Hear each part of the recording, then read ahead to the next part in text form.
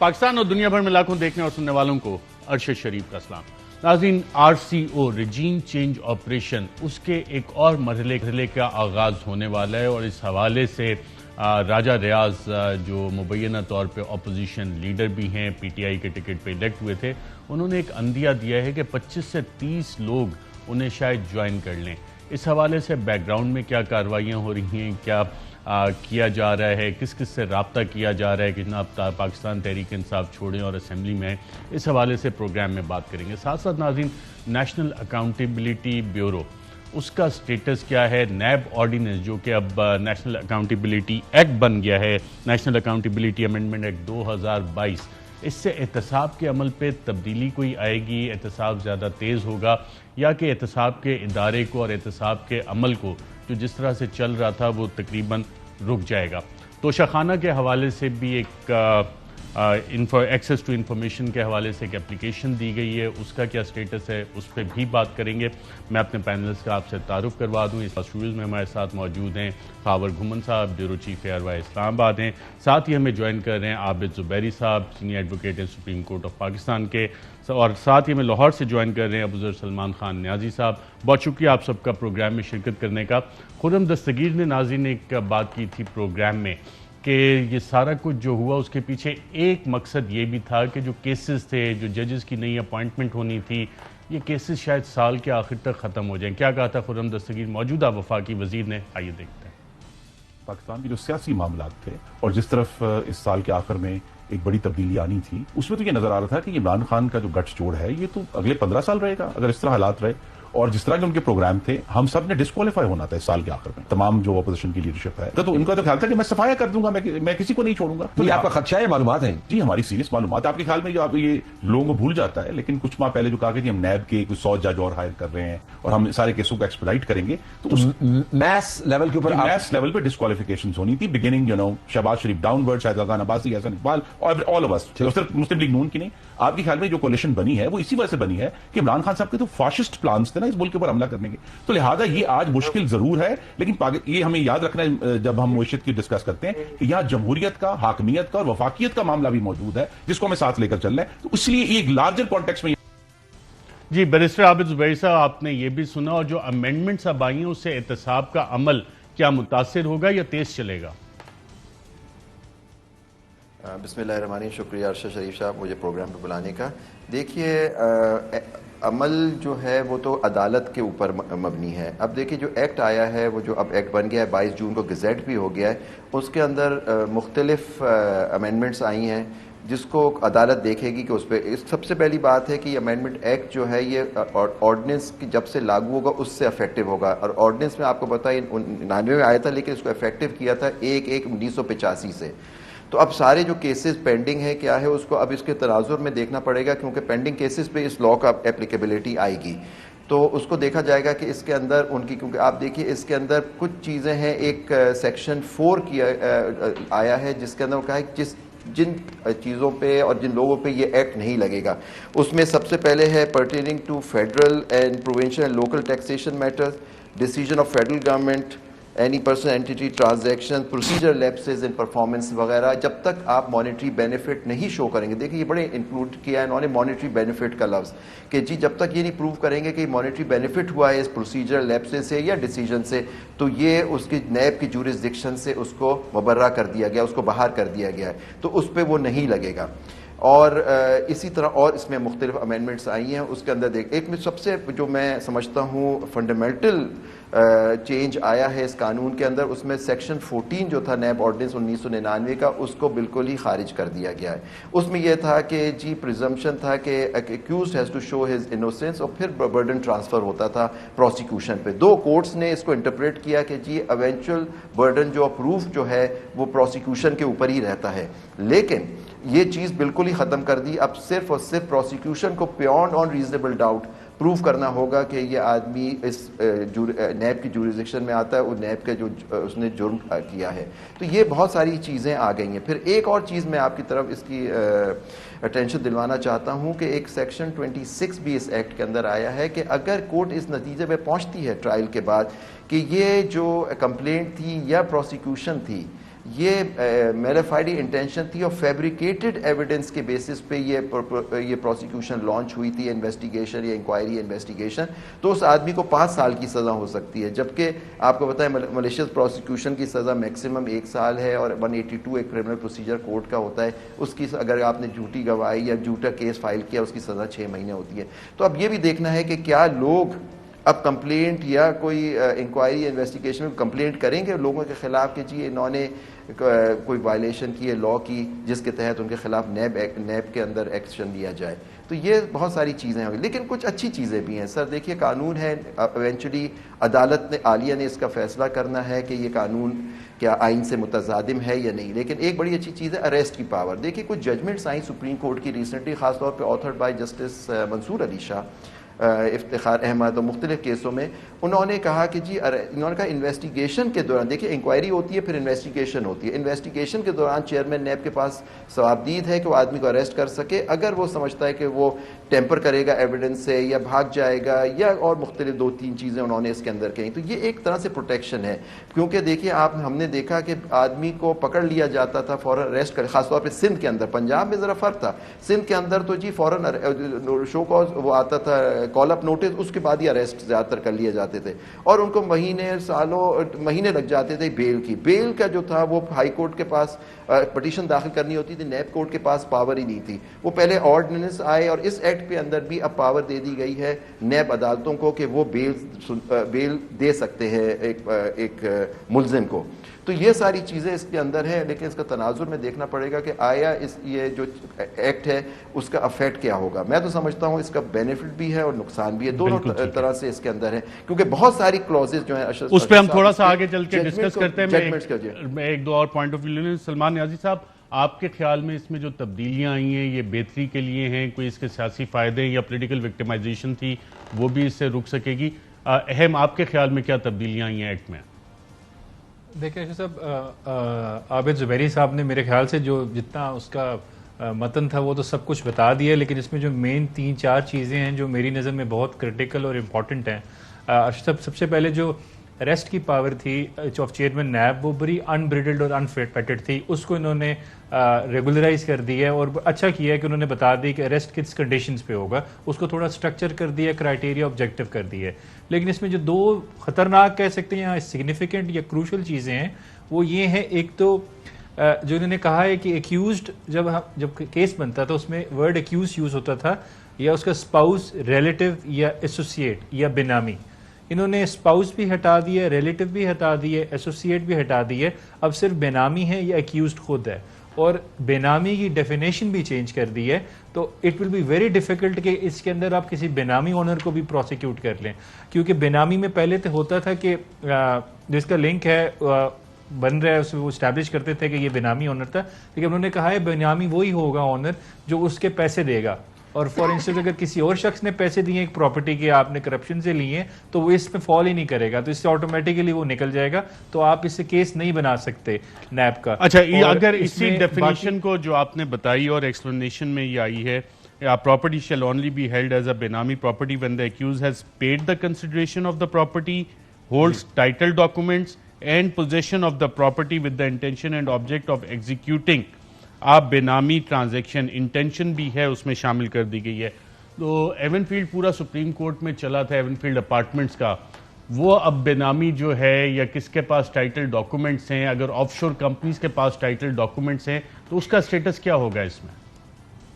اچھا صاحب, وہی میں کہہ رہا ہوں کہ اگر 3 کنڈیشنز یہ سیٹسفائی نہیں ہوں گی that means is not a benami owner, اور کیونکہ یہ امینڈمنٹ 1999 سے اپلیکیبل ہے تو جو ایون فیلڈ کا کیس ہے اور جو بھی کیسز ہیں جس میں بینامی ٹرانزیکشن انوالوڈ ہے تو وہ تو کیس ختم ہو گیا. وہ تو اگر میرے خیال سے وہ اس کا تو آفینس رہا ہی نہیں نا, وہ آفینس اب رہتا ہے, اس پہ کرمنل پروسیکیوشن جو ہوگی وہ انلیگل ہوگی اس امینڈمنٹ کے بعد. رائٹ. ناظرین, سابق وزیر اعظم اور پاکستان تحریک انصاف کے چیئرمین عمران خان نے بھی نام لیا کہ کون کون اس کا بینیفیشری ہوگا, کون کون سے نام لیے, آئیے دیکھتے ہیں.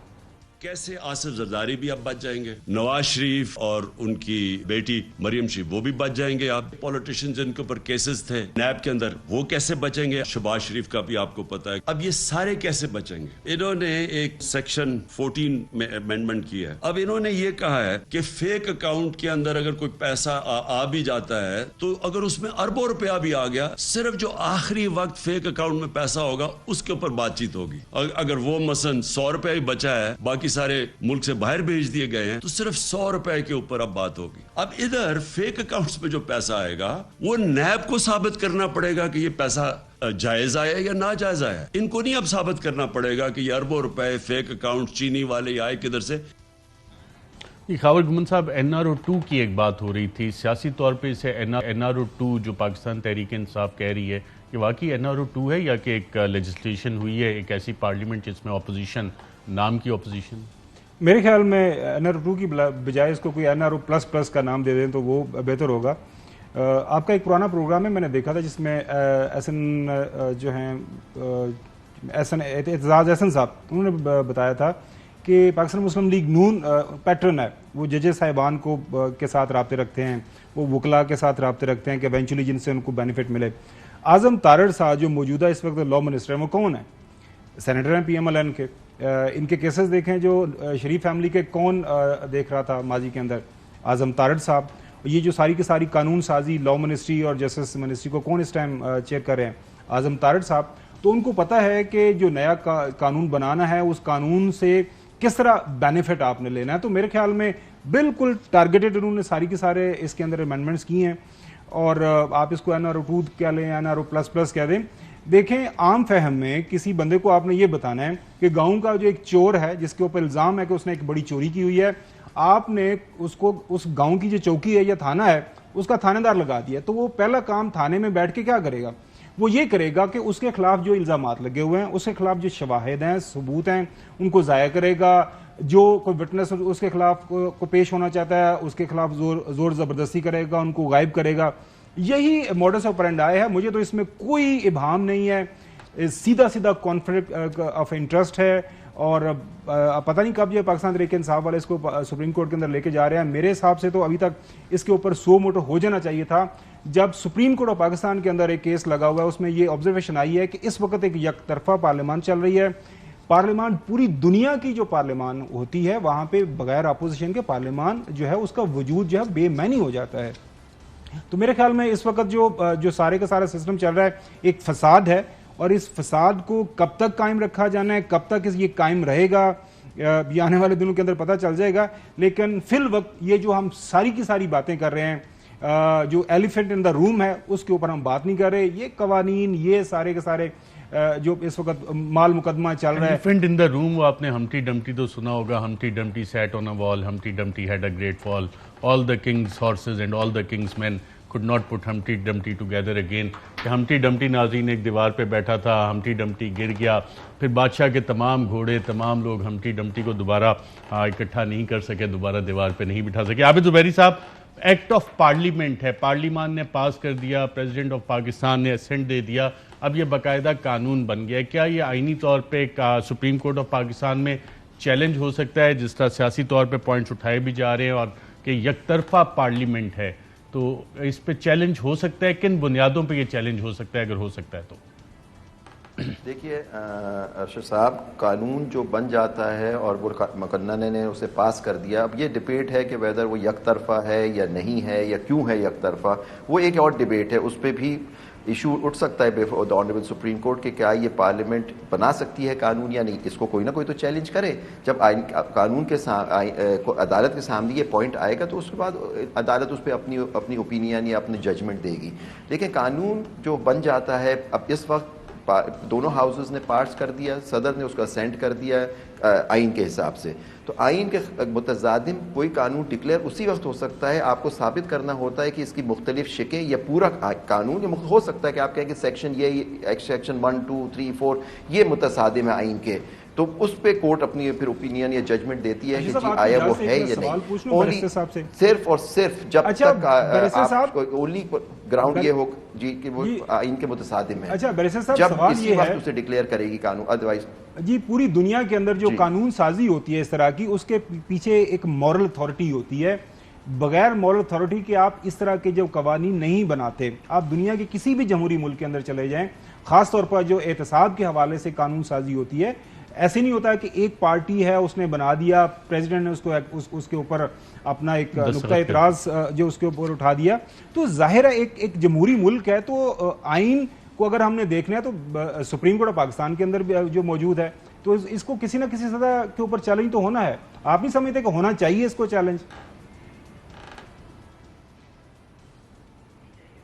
جی عابد زبیری صاحب.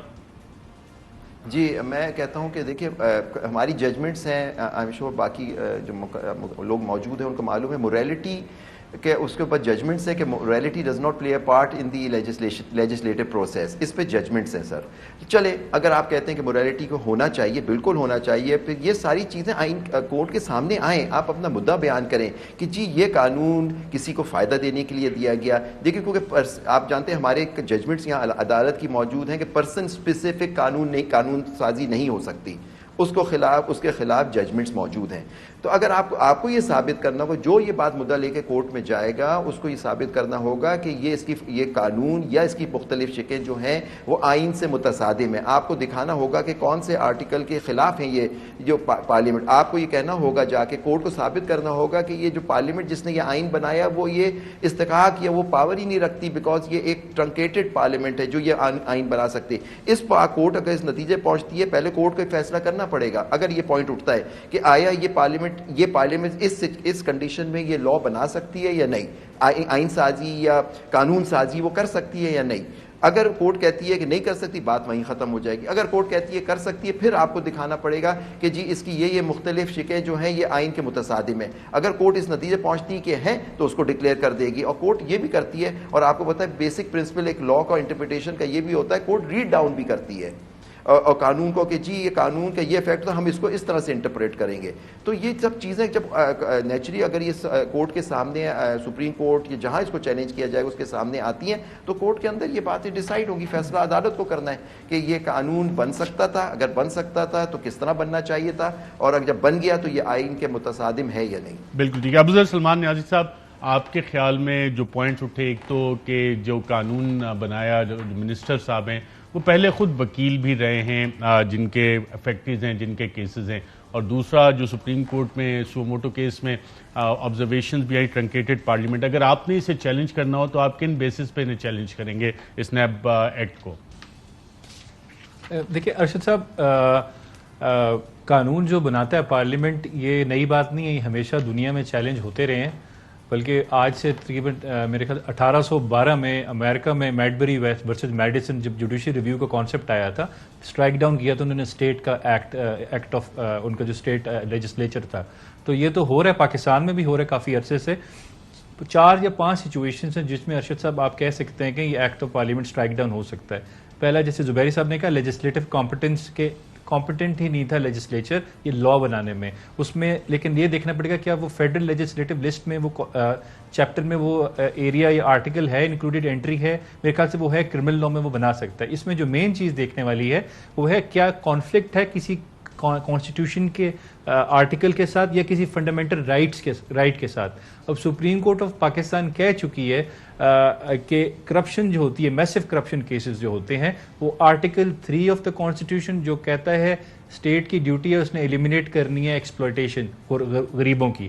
آرٹیکل 4 آف دا کانسٹیٹیوشن جو کہتی ہے کہ ہر انسان کا حق ہے اس کو قانون کے مطابق ٹریٹ کیا جائے. Article 10A of the constitution, article 9 اور آرٹیکل 14 اور آرٹیکل 25 اس پہ اس کو آپ ٹارگیٹ کر سکتے ہیں کہ جی یہ ان آئین کی شکوں کو وائلیٹ کر رہا ہے. لیکن ارشد صاحب اس میں جو مین چیز ہے میرے خیال سے جس کو دیکھنا ہے پرسن اسپیسیفک لیجسلیشن. جیسے زبیری صاحب نے کہا ہے ایک ایکٹ آیا تھا sacked employees act 2010 Peoples Party کی گورنمنٹ لائی تھی, اس کو سپریم کورٹ نے ریسنٹلی 2021 میں اسٹرائک ڈاؤن کیا ہے, یہ کہہ کہ یہ پرسن اسپیسیفک تھا, آرٹیکل 25 جو ڈسکریمنیشن کو پروٹیکٹ کرتا ہے اس کو وائلیٹ کرا, تو سپریم کورٹ نے اس کو اسٹرائک ڈاؤن کر دیا. اسی طرح لوکل گورنمنٹ ایکٹ ہے 2019 کا, اس کو سپریم کورٹ نے اسٹرائک ڈاؤن کیا سیکشن 3 کو. پھر کنٹیمپٹ آف کورٹ ایکٹ تھا, اس کو بھی اسی وجہ سے کیا تھا کہ 2012 میں کہ یہ پرسن اسپیسیفک ہے.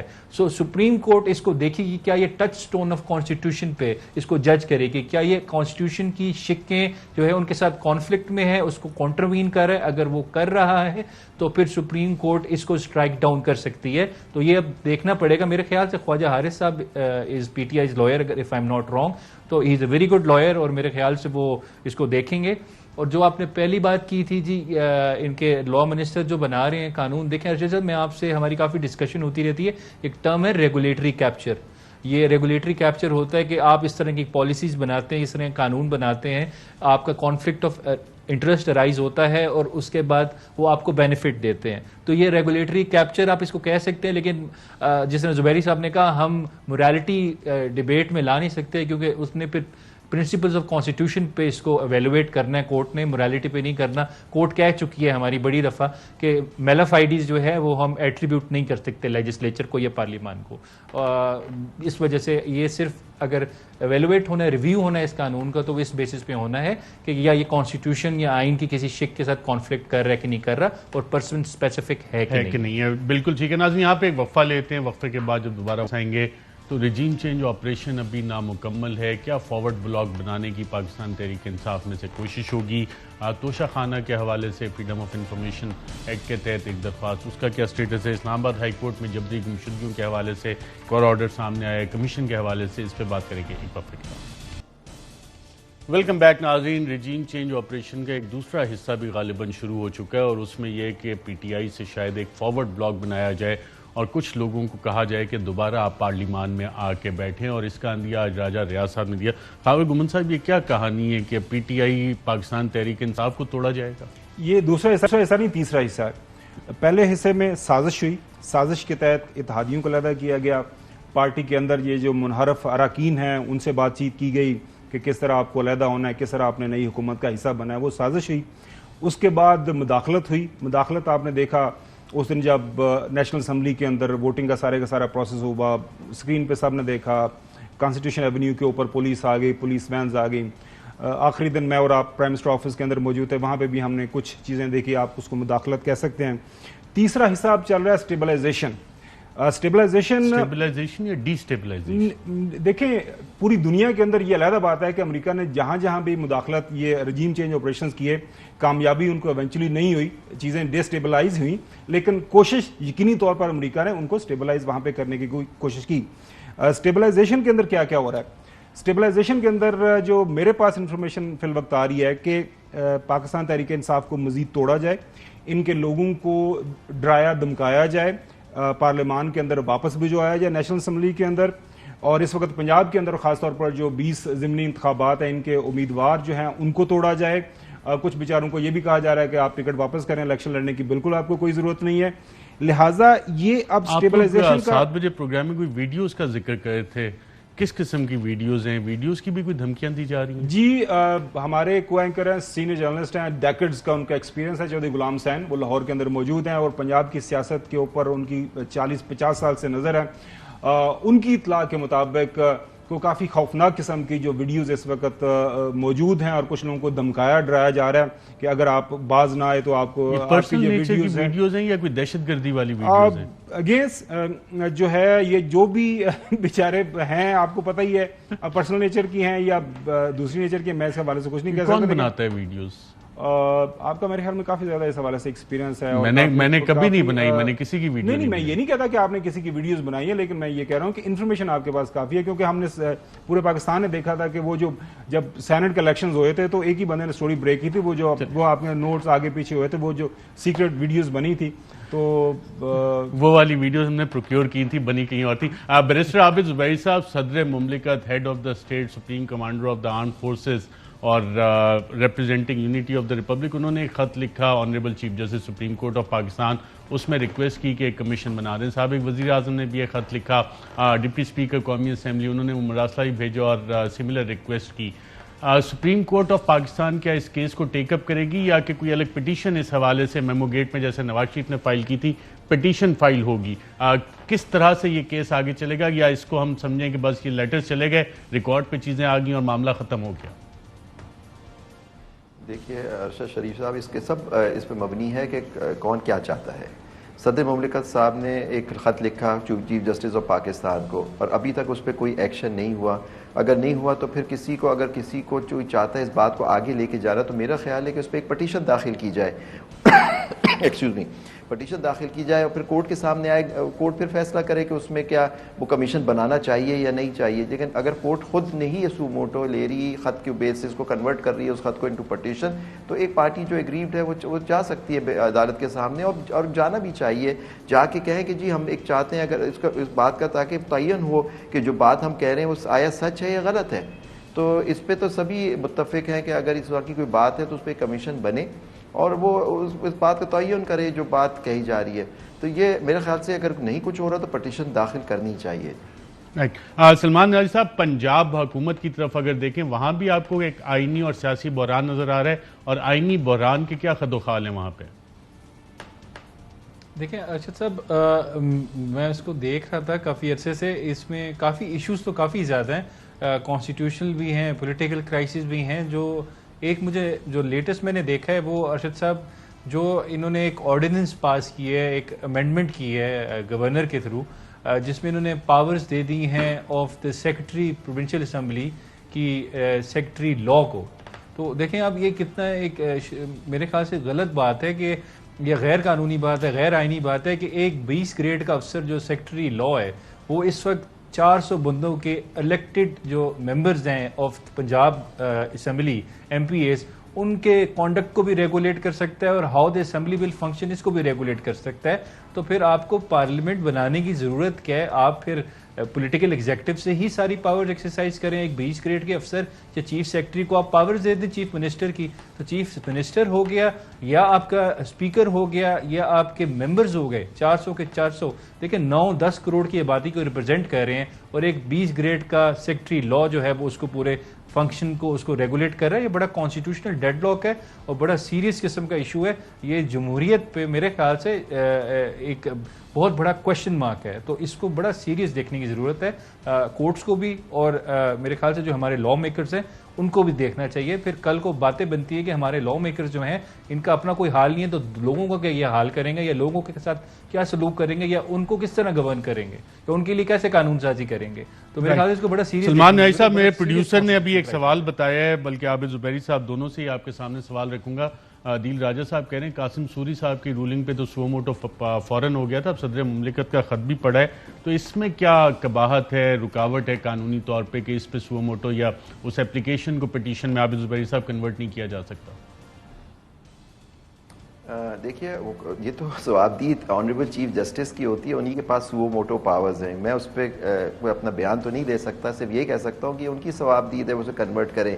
لیکن آپ کو یاد ہوگا قاسم سوری صاحب کے خط پہ جو اور یہ ان کی رولنگ پہ جو ایک پروسیڈنگز ہوئیں، اور اس میں آپ نے دیکھا کہ اس سے پہلے جو ایک پروسیڈنگز ہو رہی تھی اس میں گورنمنٹ کے جو وکلا تھے انہوں نے اس وقت ایک انڈرٹیکنگ دی تھی کہ جب یہ پروسیڈنگز ہوں گی پارلیمنٹ میں تو اس کو حتمی اختتام تک پہنچائیں گے. تو ایک انڈرٹیکنگ پہلے سے موجود تھی، شاید اس وجہ سے کورٹ نے سو موٹو لیا ہو. لیکن یہ نیچرلی جب ان کی ڈیٹیلڈ ججمنٹ آئے گی اس پہ، اس سے باتیں کلیئر ہوں گی کہ کیا وجوہات تھی جن کی وجہ سے کورٹ نے اس پہ سو موٹو لیا. کیونکہ نیچرلی وہ ڈیسائیڈ کریں گے کہ ہم نے اس کو کیوں لیا، اس پہ کیا ہماری رولنگ آئے گی، ججمنٹ آئے گی، اس کے تناظر سے وہ کورٹ دے گی. لیکن سو موٹو لینے کی پاور، یہ ابھی ریسنٹلی بھی فیصلہ آیا جرنلسٹ کے کیس میں کہ جی صرف اور صرف ثوابدید جو ہوتی ہے وہ honourable chief justice of Pakistan کی ہوتی ہے.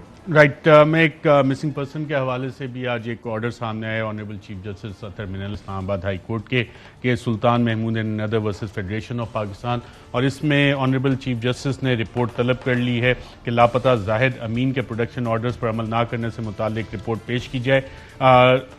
جے آئی ٹی نے جب کہہ دیا کہ جبری گمشدگی ہے تو آپ نے پروڈکشن آرڈر کس کو ایشو کیے؟ یہ سوال کیا چیف جسٹس نے رجسٹرار لاپتہ افراد کمیشن سے. ساتھ ایک اور سوال بھی کیا کہ کیا کمیشن صرف رسمی کارروائی کے لیے پروڈکشن آرڈر جاری کرتا ہے؟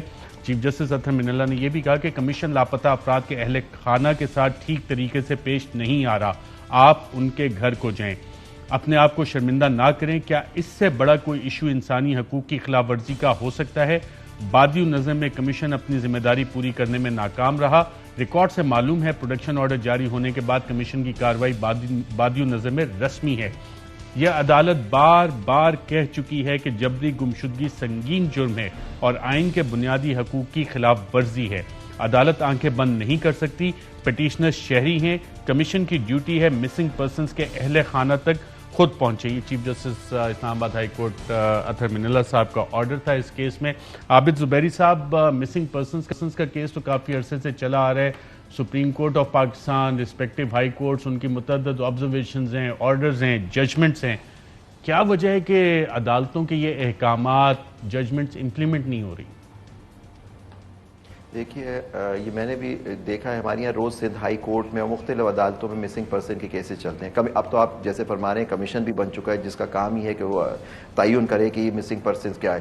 بہت سارے کیسز ایسے ہوتے ہیں کہ مسنگ پرسن جو ہوتے ہیں وہ بعد میں پتہ لگا کہ وہ ایکچولی کہیں جہادی بن گئے تھے یا کیا, اس طرح کے کیسز بھی سامنے آئے, وہ آپ کی نظر سے بھی گزرے. لیکن دیکھیے ہمارا ایک بہت بڑا المیہ ہے. اب مسنگ کورٹ کیا کر سکتی ہے؟ کورٹ صرف آرڈر پاس کر سکتی ہے, نیچرلی امپلیمنٹ کرنا ایگزیکٹو کا کام ہوتا ہے. اب یہاں یہ ہوتا ہے کہ آپ نے جنرلی دیکھا کہ مسنگ پرسن کے کیس میں وہ آتا ہے پولیس والا یا مختلف ایجنسی رپورٹ کرتی ہے وہ بندہ ہمارے پاس ہے ہی نہیں. اب کورٹ اس سے زیادہ کیا کر سکتی ہے؟ وہ انہی ایجنسیز کو آرڈر کرتی ہے کہ جی اس کو پروڈیوس کرو. اب وہی آگے سے کورٹ کے ساتھ تعاون نہیں کرتے اور پھر آدمی بتا. یہ بہت بڑا المیہ ہے. دیکھیں ایک خاندان. عابد زبیری صاحب, پاکستان میں یہ پاسبل ہے کہ اعلیٰ عدالتوں کے ساتھ کوئی یہ جسارت کرے کوآپریٹ نہ کرنے کی, عدالتیں اس پہ کوئی ایکشن نہیں لے سکتی؟ نہیں, بالکل لے سکتی ہے. وہ انہی کو دیکھیں بالکل کوئی جسارت نہیں کر سکتا, ان کے حکم بائنڈنگ ہوتے ہیں, یہ آپ بھی جانتے ہیں.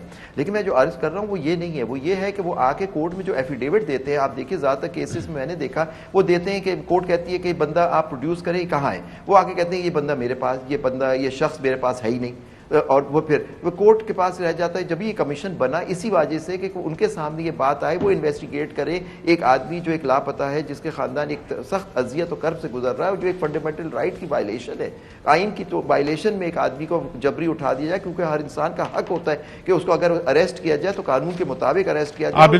عابد زبیری صاحب, میں آج کے آرڈر سے ایک دو لائنیں پڑھ دیتا ہوں. The court has repeatedly observed that when a citizen is no more traceable and the investigation leads to the conclusion that it is a case of enforced disappearance, then it becomes the obligation of the state to effectively trace the missing citizen in order to rebut the presumption of involvement of the state. جی, تو ریاست کے اندر ایک ریاست چل رہی ہے جو یہ کام کر رہی ہے. جی بالکل یہی ہے. دیکھیں اگر یہ کورٹ نے آبزرویشن دی تو بالکل صحیح آبزرویشن ہے کورٹ کے اندر کہ اگر یہ بات تعین ہو جاتی کہ انفورس ڈسپیئرنس ہے, نیچرلی وہ انفورس ڈسپیئرنس کسی لا انفورسمنٹ ایجنسی نے کی ہوگی, تو اس کے بعد ان کا کہنا ہے کہ یہ اسٹیٹ کی ذمہ داری ہوتی ہے کہ وہ پروڈیوس کرے. کورٹ تو پھر بھی انہی کو ڈائریکٹ کر رہی ہے کہ اسٹیٹ پروڈیوس کر کے لائے. اگر وہ نہیں کرتے تو میرا سمجھ کہ ان کو کورٹس کو آگے جانا چاہیے, ان لوگوں افسران جن کو باور کرایا گیا ہے کہ آپ ان کو پروڈیوس کریں, اگر وہ نہیں کرتے تو ان کے خلاف ایکشن لیا جائے.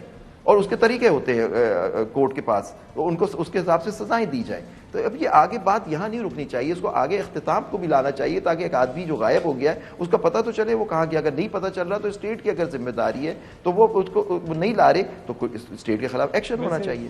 موجودہ حکومت میں جو چند ایک پولیٹیکل پارٹی جو اس وقت حصہ ہے وہ ایشو اس کے اوپر بات کرتی رہی ہے, آج کل پتہ نہیں کیوں خاموش ہو گئے ہیں, بالکل پارلیمان کے اندر کوئی بات نہیں ہو رہی ہے. ناظرین یہاں پہ ایک وقفے کے بعد توشہ خانہ 1947 سے لے کے اب تک اس کو کیا تحفے ملے, تحائف ملے, کیا وہ چیزیں پبلک ہونی چاہیے اور ہوں گی, اس پہ بات کریں گے ایک وقفے کے بعد. ویلکم بیک ناظرین. سلمان نیازی صاحب, آپ نے سنا عابد زبیری صاحب بھی کہہ رہے ہیں کہ ایکشن ہونا چاہیے. اسلام آباد ہائی کورٹ بھی کہتی ہے کہ کمیشن یہ ریکمنڈیشن دے کہ to proceed against the functionaries who have failed to comply with the production orders. تو یہ ایکشن کیسے ہو سکتا ہے جو لوگ ریاست کے لوگ اہلکار جبری گمشدگیوں میں ملوث ہیں؟ اچھا سلمان نیازی صاحب کی میرے خیال کال ڈراپ ہو گئی ہے. گھمن صاحب ایکشن ہو سکتا ہے جو لوگ اس میں انوالوڈ ہیں جبری گمشدگی میں؟ جی بالکل ہو سکتا ہے. اس کی وجہ یہ ہے کہ پارلیمان اس وقت بقول جو موجودہ حکومت ہے، اور موجودہ حکومت کے اندر آپ کو پتہ ہے نا نیشنلسٹ پارٹیز ان کا حصہ ہے، 10-12 کے قریب جو پارٹیز ہیں. کمیشن بنائے، پارلیمانی کمیشن بنائے تمام اختیارات کے ساتھ. اور بالکل ایکشن تو وفاقی حکومت نے کرنا ہوتا ہے، عدالتوں نے کرنا ہوتا ہے، تو یہ کیسے ہوگا ایکشن؟ میں وہی عرض کر رہا ہوں proceed against the public functionaries who have failed to comply with the production orders. اور وفاقی حکومت کا کام ہے یہ آرڈر کے سپریسی مطابق. پارلیمان ہے نا. تو میں یہ کہہ رہا ہوں کہ اگر کسی جگہ کے اوپر ان کو پرابلم لگ رہی ہے کہ جی نہیں کر سکتی وفاقی حکومت، تو اور اپنے اختیارات کے اندر اضافہ کر لیں. ابھی ریسنٹلی نیب کا قانون چینج کیا، کسی قانون کو تبدیل کرنے کی ضرورت ہے تو وہ کر لیں. سلمان نیازی صاحب سے ہمارا رابطہ بحال ہو گیا ہے. سلمان نیازی صاحب آپ کو آواز آ رہی ہے؟ نہیں آ رہی. عابد زبیری صاحب، وفاقی حکومت ایکشن لے سکتی ہے اور کس قسم کا ایکشن لے سکتی ہے اگینسٹ پبلک فنکشنریز؟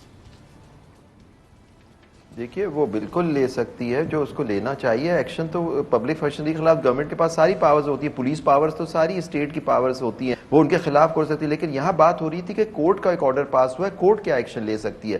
میں تو کہتا ہوں جن لوگوں کے جن کو کورٹ سمجھتی ہے کہ جن لوگوں نے ان کے حکم کی عدولی کی ہے، اس کی بات کورٹ کے آرڈر کو نہیں مانا، اور جو بڑی سیریس بات ہے، تو ان کے خلاف کورٹ خود بھی ایکشن لے سکتی ہے یا ڈائریکٹ کر سکتی ہے فیڈرل گورنمنٹ کو. بالکل ٹھیک ہے، ٹائم ہے کہ اس پہ ایکشن لیا ہے اور اس مسئلے کا حل بھی نکالا جائے. بیرسٹر عابد زبیری صاحب، سلمان نیازی صاحب، قابل گھمن صاحب، سب کا پروگرام میں شرکت کا شکریہ. اجازت دیجیے گا ناظرین، اللہ حافظ. اہم ترین خبریں اب ایک کلک کی دوری پر.